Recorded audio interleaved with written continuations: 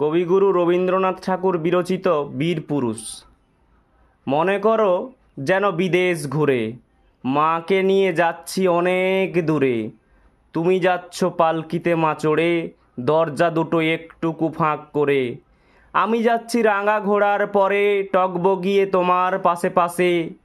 রাস্তা থেকে ঘোড়ার খুরে খুরে রাঙা ধুলোয় মেঘ উড়িয়ে আসে। সন্ধে হলো, সূর্য নামে পাটে, এলেম যেন জোড়া দিঘির মাঠে। ধুধু করে যেদিক পানে চাই, কোনোখানে জনমানব নাই। তুমি যেন আপন মনে তাই ভয় পেয়েছো, ভাবছো এলেম কোথা। আমি বলছি ভয় করো না মাগো, ওই দেখা যায় মরা নদীর সোঁতা।